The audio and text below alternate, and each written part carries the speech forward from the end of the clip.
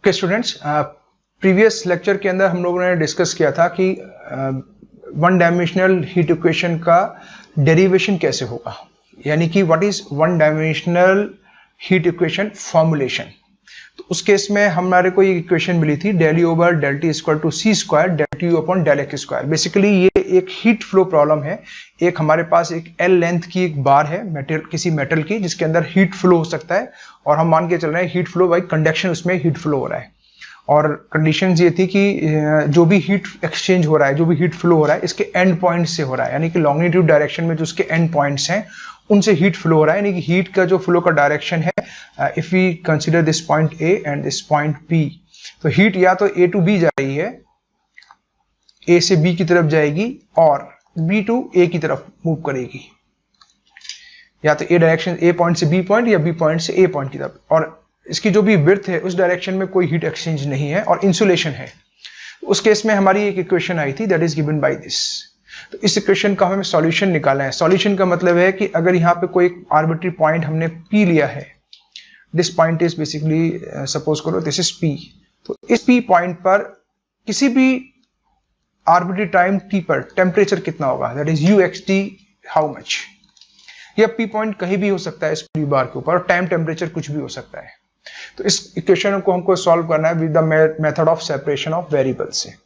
तो इसको सॉल्व करने के लिए इस पार्शियल डिफरेंशियल इक्वेशन को, बेसिकली अगर हम इसका क्लासिफिकेशन देखें, so this is parabolic equation.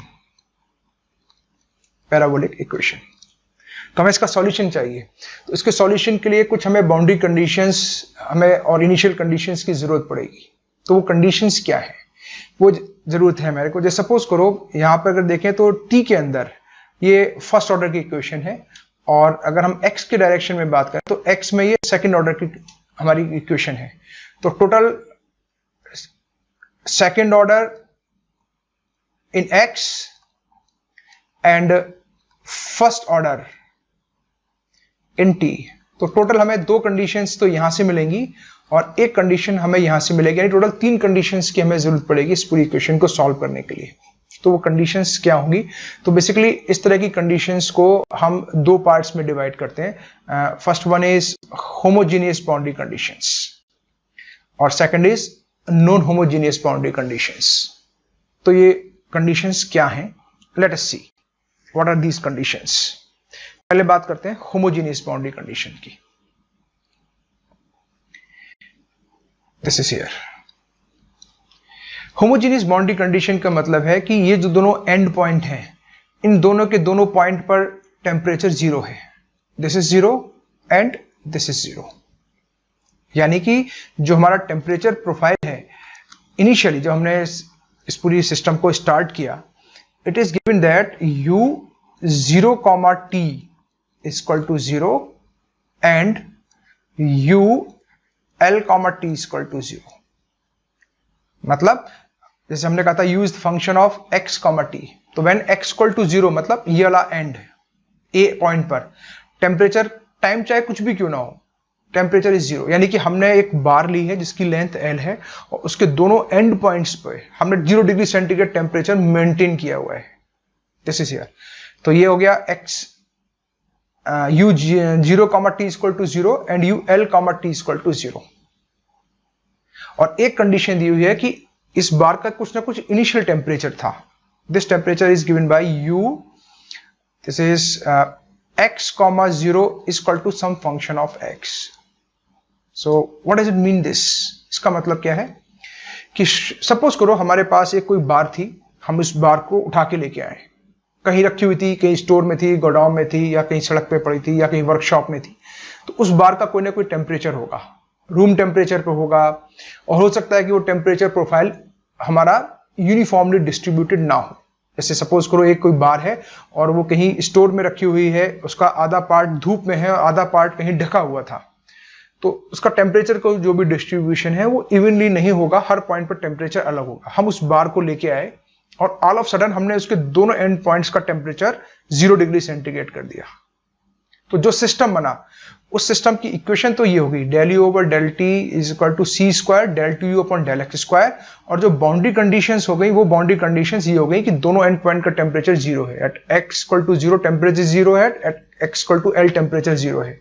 और जब हमने ये सिस्टम स्टार्ट किया था, नहीं जैसी टेम्परेचर जीरो किया था और हीट फ्लो चालू हुआ यानी T इक्वल टू जीरो था, उस वक्त जो इस बार का इनिशियल टेम्परेचर था, this is a function of x, कुछ भी हो सकता है, दिस इज हियर। तो इस तरह की जब हमें कंडीशन गिवन होती है, इनफैक्ट ये जो ऊपर वाली दोनों कंडीशंस हैं, this is called homogeneous boundary conditions, यानी कि दोनों के दोनों एंड पॉइंट का टेम्परेचर 0 डिग्री सेंटीग्रेड है। और नेक्स्ट लेक्चर में हम इसको सॉल्व भी करेंगे कि जब भी हम जो भी प्रॉब्लम सॉल्व करेंगे वो बेसिकली हमारी प्रॉब्लम ये होगी कि हम अपनी प्रॉब्लम को होमोजीनियस बाउंड्री कंडीशन में कन्वर्ट करेंगे। क्यों करेंगे? जब हम separation of variable next lecture में पढ़ेंगे तो आपकी समझ में आएगा कि होमोजीनियस बाउंड्री कंडीशन से इक्वेशंस को सॉल्व करने में कितनी आसानी होती है। इनफैक्ट इसी से हम सॉल्व कर सकते हैं। अगर equation boundary condition non homogeneous हो तो हम ट्रांसफॉर्मेशन की हेल्प से हमारी बाउंड्री कंडीशन को होमोजीनियस कंडीशन में कन्वर्ट कर लेते हैं। दूसरी तरह की कंडीशन बाउंड्री कंडीशन होती है, that is called non homogeneous boundary conditions. Non homogeneous boundary condition का मतलब क्या है कि सपोज करो हमारे पास एक बार है, एक्स डायरेक्शन में रखी हुई है, हमने दोनों पॉइंट का temperature, this is uniform bar, again हमने इस पॉइंट का टेम्परेचर सपोज करो 20 डिग्री सेंटीग्रेड कर दिया और इसका टेम्परेचर हमने 80 डिग्री सेंटीग्रेड कर दिया, तो उस केस के अंदर भी हीट फ्लो होगा क्योंकि दोनों एंड पॉइंट्स पर टेम्परेचर ग्रेडियंट है, तो हीट फ्लो तो होगी होगी। तो इस केस में अगर हम बाउंड्री कंडीशंस निकालें तो वो बाउंड्री कंडीशंस क्या होंगी?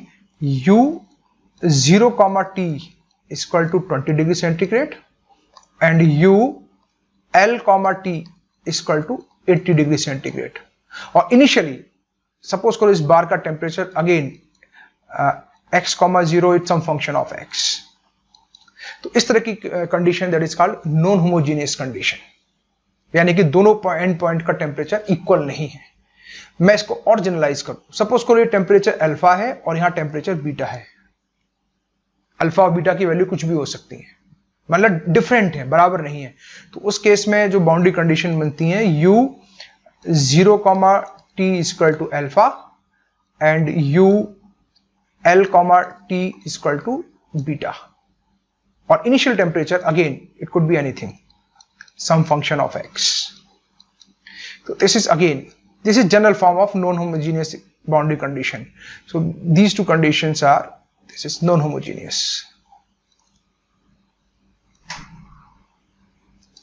बाउंड्री कंडीशंस, और ये इसकी जनरल फॉर्म है। एक और तरह की नॉन होमोजीनियस बाउंड्री कंडीशंस आती है, कैसे कि सपोज करो हम एक बार लेके आए initially, this is case number, let us suppose homogeneous का केस था, this is homogeneous boundary conditions.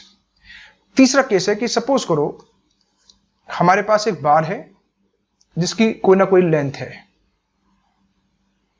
L length suppose, इस पॉइंट पर कुछ टेम्परेचर है, सपोज करो अल्फा डिग्री सेंटीग्रेड, और इस पॉइंट पर टेम्परेचर ना पता हो के इस पॉइंट पर हमने क्या कर दिया? इंसुलेशन कर दिया, दैट इज इंसुलेटेड।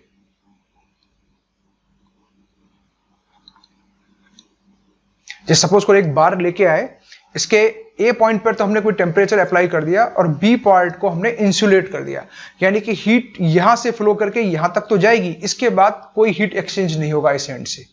अब टेम्परेचर प्रोफाइल क्या होगा? क्योंकि अगर ये पॉइंट पे कुछ ना कुछ टेम्परेचर होता तो उस टेम्परेचर का कंट्रीब्यूशन कुछ ना कुछ तो होता, पर ये इंसुलेशन में है। तो यहां बाउंड्री कंडीशंस कैसी हो जाएंगी? U0, T equal to alpha. So what about this point? तो इंसुलेशन का मतलब यहां पर मैथमेटिकल टर्म्स में बात करें तो हम कह रहे हैं del U over del X equal to 0 means insulation, यानी कि with respect to x temperature में कोई चेंज नहीं हो रहा, यानी x डायरेक्शन में हम मूव करें तो कोई टेम्परेचर में चेंज नहीं हो रहा।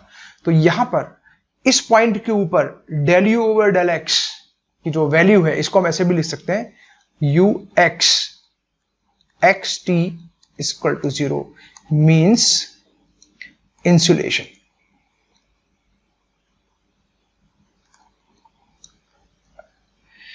तो इस पॉइंट पर इंसुलेशन क्या हुआ है बी पर, तो हमारी दूसरी कंडीशन बन जाएगी this is u x at l comma t equal to 0। अगर ए पॉइंट पर इंसुलेशन होता, बी पर हमारा कोई टेम्परेचर हमने यहां पे अप्लाई किया होता, तो u x 0 comma t equal to 0 and u x L comma t equal to some temperature, और एक इनिशियल टेम्परेचर तो हमें गिवन ही है, this is something function of x. तो again this is non homogeneous condition, पर ये insulation की कंडीशन है कि दोनों पॉइंट्स पर टेम्परेचर नहीं है, एक पॉइंट पर टेम्परेचर है और दूसरा पॉइंट इंसुलेशन में किया हुआ है। तब इसका सॉल्यूशन कैसे निकालेंगे, तो यहां पर नेक्स्ट लेक्चर्स जो भी हमारे होंगे उन लेक्चर्स के अंदर हम यही सारी चीजें डिस्कस करेंगे। पहले हम कंसीडर करेंगे एक वन डायमेंशनल हीट इक्वेशन जिसके अंदर होमोजीनियस एंड पॉइंट्स हैं, यानी कि दोनों पॉइंट्स का टेम्परेचर 0 डिग्री सेंटीग्रेड है और इनिशियल कोई टाइम हमारा टेम्परेचर प्रोफाइल गिवन है, then what is the solution, यानी what is the temperature profile distribution. फिर हम डिस्कस करेंगे एक क्वेश्चन जिसके अंदर हमारे दोनों एंड पॉइंट्स का टेम्परेचर इक्वल नहीं होगा, यानी कि नॉन होमोजीनियस बाउंड्री कंडीशंस हमारे को मिलेंगी। तो उस केस में हम इक्वेशन को ट्रांसफॉर्म करेंगे होमोजीनियस के केस में और सिंप्लीफाई करेंगे। सिमिलरली थर्ड केस डिस्कस करेंगे कि हमारे किसी न किसी एक पॉइंट को इंसुलेट कर दिया गया है, then what would be the solution. So next 2-3 lectures we will discuss all these things. Thank you.